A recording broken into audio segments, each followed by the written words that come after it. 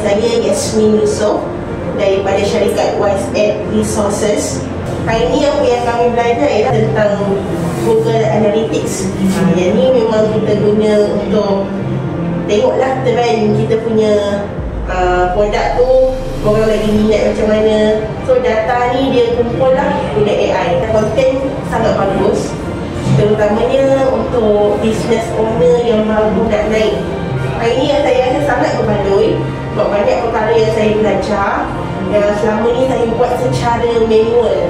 So bila datang sini saya tahu yang ada benda lain yang boleh tolong buatkan untuk saya, iaitu AI. And then antara yang lain juga yang saya rasa menarik tadi ialah boleh guna Google Sites, boleh linkkan dengan Canva. Bagi saya sesuai, sangat-sangat sesuai, terutamanya syarikat-syarikat kecil lah, syarikat besar pun boleh. Mana-mana syarikat yang nak tingkatkan lagi hasil kerja ataupun produktiviti pekerja mereka, sangat sesuai untuk join program ni.